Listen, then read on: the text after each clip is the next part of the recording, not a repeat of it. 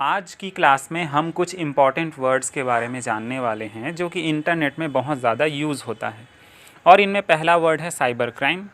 Computer तथा internet के माध्यम से किया गया कोई भी गैरकानूनी काम या अपराध साइबर क्राइम के अंतर्गत आता है। जैसे कि ऑनलाइन तरीके से किसी की डाटा चोरी करना, किसी से पैसे वसूलना मतलब गलत तरीके से पैसे लेना, या फिर कोई गलत फाइल या गलत चीज़ें इंटरनेट में डालना, ये सभी साइबर क्राइम के अंतर्गत आते हैं। चलिए इसी क्लास में आगे जान लेते हैं साइबर जो क्राइम होते हैं इसके कौन कौन से उदाहरण हैं। कुछ उदाहरण यहाँ पे दिए जा रहे हैं आप लोगों को। जैसा कि कुछ उदाहरण है। जैसे पहला है व्यक्तिगत तथा गुप्त सूचना प्राप्त करना, मतलब किसी का जो व्यक्तिगत जानकारी है वो हासिल करना। दूसरा है नेटवर्क तथा सूचना को नुकसान पहुंचाना। तीसरा है बड़ी संख्या में ईमेल भेजना, जैसा कि हमने ईमेल वाली क्लास में बताया था आप लोगों को। उसके बाद है वायरस द्वारा कंप्यूटर तथा डेटा को नुकसान पहुंचाना। पांचवा है इंटरनेट का उपयोग कर आर्थिक अपराध करना। आर्थिक अपराध के अंतर्गत वही चीज़ें आती हैं जिसमें ऑनलाइन तरीके से किसी से पैसे लिए जाते हैं गलत तरीके से। और इसी में छठा है इंटरनेट पर गैर कानूनी तथा असामाजिक तथ्यों तथा चित्रों को प्रदर्शित करना, जैसा कि हमने अभी बताया था। चलिए कुछ बातें हैं जो आपको अच्छे से याद रखनी है। जैसा कि अभी हमने आपको बताया है ईमेल, बहुत सारे ईमेल भेजे जाते हैं किसी दूसरे उद्देश्य से। जैसे कि तो इसके साथ करना क्या चाहिए, आप में से किसी स्टूडेंट ने ये भी पूछा था कि क्या हम स्पैम जो मेल होते हैं उनको डिलीट कर सकते हैं।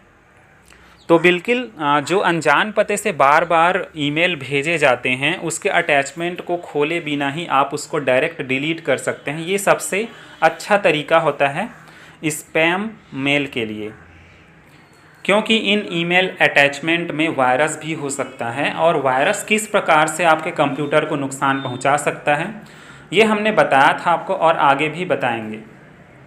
चलिए आगे जान लेते हैं कंप्यूटर वायरस के बारे में, क्योंकि कंप्यूटर वायरस और इंटरनेट का बहुत ही अच्छा कनेक्शन है।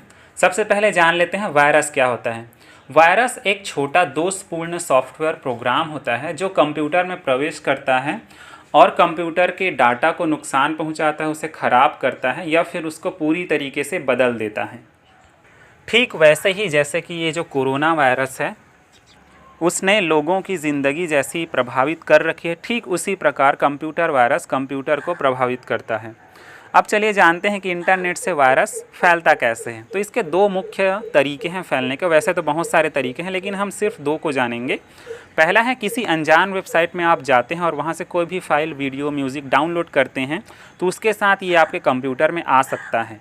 दूसरा है ईमेल अटैचमेंट के ज़रिए, मतलब आपको कोई अनजान पते से ईमेल आता है और उसमें कोई फ़ाइल अटैच करके भेजा जाता है आपको, और यदि आप उस अटैचमेंट को खोलते हैं या डाउनलोड करते हैं तो उस अटैचमेंट के ज़रिए जो वायरस है वो आपके कंप्यूटर में सीधे पहुंचकर आपके कंप्यूटर को प्रभावित कर सकता है। चलिए आइए अब जान लेते हैं वायरस के कुछ प्रमुख प्रकार के बारे में। और याद रखिएगा यहाँ से एग्ज़ाम में भी बहुत सारे क्वेश्चन आते हैं टाइप्स ऑफ वायरस के। पहला है प्रोग्राम वायरस। जैसा कि नाम से पता चल रहा है ये क्या करता है, किसी प्रोग्राम या फाइल को प्रभावित करता है आपके कंप्यूटर में। दूसरा होता है बूट वायरस। अब जैसा कि हमने बताया था बूट का मतलब होता है कंप्यूटर के ऑन होने की जो प्रक्रिया है वो। तो ये क्या करता है, जो बूट रिकॉर्ड होता है जिससे कि आपका कंप्यूटर ऑन हो पाता है उसको प्रभावित करता है।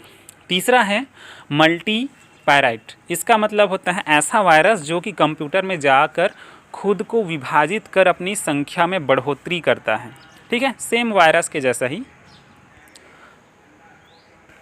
हमारा अगला इम्पॉर्टेंट वर्ड है कुकीज़। अब कुकीज़ का नाम सुनते ही एक वर्ड ख्याल में आता है, वो है खाने की कुकीज़, लेकिन ये ऐसा नहीं है। कुकीज़ क्या होता है, वो सॉफ्टवेयर होता है जिसके द्वारा कोई वेबसाइट कुछ सूचनाएं कंप्यूटर पर स्टोर करके रखता है। उदाहरण के लिए कोई भी चीज़ें जो आप गूगल पे सर्च करते हैं या फिर यूट्यूब में सर्च करते हैं तो वो जो वेबसाइट होता है वो आपकी जानकारी को स्टोर रख लेता है कुकीज़ के रूप में। उदाहरण के लिए यदि आप मान लीजिए मोबाइल के बारे में गूगल या फिर यूट्यूब में सर्च करते हैं तो थोड़े देर के बाद या थोड़े दिनों के बाद देखिएगा आपको यूट्यूब या फिर गूगल पे मोबाइल से संबंधित ही वीडियो या फिर विज्ञापन देखने को मिलेंगे। और वो यही कुकीज़ का ही कमाल होता है। कुकीज़ को पता चल जाता है कि आपका इंटरेस्ट किस में है, आप किस लिए ज़्यादातर सर्च कर रहे हैं गूगल में या किसी वेबसाइट में, और उसी अनुसार फिर वो क्या करता है, कुकीज़ आपको वही विज्ञापन देता है। चलिए, कुकीज़ के लाभ भी हैं और हानियाँ भी हैं, इसको भी हम आगे जान लेते हैं। लाभ की बात करें तो कुछ वेबसाइट उपयोगकर्ता की यूज़र नेम और पासवर्ड को याद रखते हैं, मतलब स्टोर करके रख लेते हैं, जिससे कि बार बार लॉगिन करने की ज़रूरत नहीं पड़ती। यदि आप अपने खुद के कंप्यूटर में ऐसा करते हैं, लॉगिन करते हैं, तो देखा होगा आपने कई बार लॉगिन में जो लॉगिन आईडी है वो खुद से आ जाता है। अब बात करें हानि की, तो कुछ कुकीज़ क्या करते हैं, उपयोगकर्ता को बार बार ऐसे विज्ञापन भेजता है जिसकी उसे ज़रूरत भी नहीं रहती है। चलिए अगले वर्ड के बारे में जानेंगे, और अगला वर्ड है फायरवॉल। ये क्या होता है? फायरवॉल एक डिवाइस है जो किसी कंप्यूटर या नेटवर्क में अनाधिकृत व्यक्तियों का प्रवेश रोकता है, जबकि अधिकृत उपयोगकर्ताओं को कंप्यूटर नेटवर्क व डाटा उपयोग करने को देता है। मतलब कि मान लीजिए आप उसके पंजीकृत उपभोक्ता हैं, यूज़र हैं, तो वो आपको जाने देगा आगे, और नहीं है आप तो वो वहीं पे आपको रोक लेगा। नेक्स्ट वर्ड है स्पाईवेयर। ये भी अपने नाम के अनुसार ही है। ये क्या होता है? ये एक छोटा सा सॉफ्टवेयर होता है जिसका उद्देश्य उपयोगकर्ता के विरुद्ध जासूस की तरह कार्य करने का होता है। उदाहरण के लिए मान लीजिए कोई कंपनी का जो एम्प्लॉय हैं उनकी गतिविधियों पे कंपनी का मालिक नज़र रखना चाहता है, तो वो क्या करेगा, स्पाईवेयर की ज़रूरत पड़ेगी उसको, इसका यूज़ करेगा वो, ताकि वो अपने सारे एम्प्लॉय की गतिविधियों पे, मतलब वो कंप्यूटर पे कर क्या रहे हैं इसके बारे में।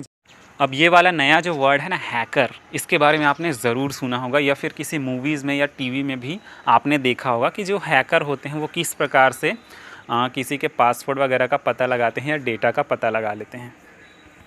हैकर का अर्थ होता है किसी तंत्र या प्रणाली, मतलब कंप्यूटर सिस्टम की कार्य पद्धति को जानने के लिए उसमें छेड़छाड़ करने वाला व्यक्ति। याद रखिएगा, जो व्यक्ति होता है उसी को हैकर कहते हैं, और जो उसकी प्रक्रिया होती है हैकिंग करने की उसको हैकिंग बोला जाता है।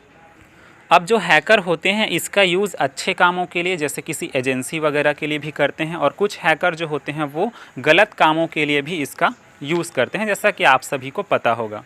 उसके बाद इसी से मिलता जुलता एक और वर्ड है जो कि है क्रैकर, और ये अपने नाम के अनुसार है क्रैक करना, मतलब कि किसी के पासवर्ड या फिर डेटा को पता लगाना, क्रैक कर लेना, ये क्रैकर का काम होता है। मतलब कि इस तरीके से किसी भी सॉफ्टवेयर के पासवर्ड को प्राप्त कर उसका इस्तेमाल करने वाला जो व्यक्ति होता है वो कहलाता है क्रैकर। नेक्स्ट जो वर्ड है पैच। अब इसका क्या मतलब होता है, तो आप सभी को पता है कुछ जो सॉफ्टवेयर बनाने वाली कंपनियां होती है, अब हर सॉफ्टवेयर में कोई ना कोई कमी तो होती ही है, तो उस कमी को दूर करने के लिए ये जो कंपनियां हैं वो कुछ छोटे प्रोग्राम और एक्स्ट्रा बनाते हैं, जो कि क्या करते हैं, इन सॉफ्टवेयर्स जिनमें कुछ कमी रह जाती है उनकी कमी को पूरा करते हैं। तो इसी सॉफ्टवेयर को कहा जाता है पैच। नेक्स्ट वर्ड देख लीजिए, ये वर्ड है डिजिटल सिग्नेचर।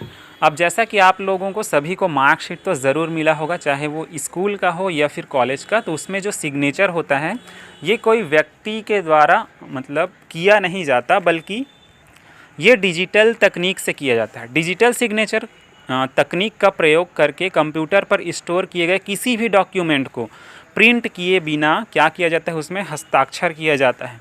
इसी को क्या कहते हैं, डिजिटल सिग्नेचर। यदि आप भी डिजिटल सिग्नेचर करना चाहते हैं तो किसी PDF स्कैनर वाले ऐप से आप भी कर सकते हैं।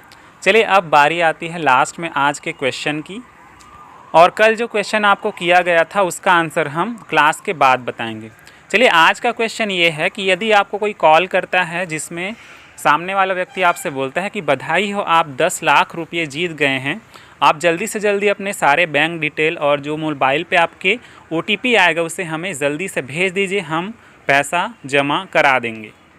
तो आप लोगों को ये बताना है कि आप क्या रिप्लाई देना उन्हें पसंद करेंगे, मतलब उन्हें कौन सा जवाब देना आप पसंद करेंगे। तो आज के होमवर्क में लास्ट क्वेश्चन में इसका आंसर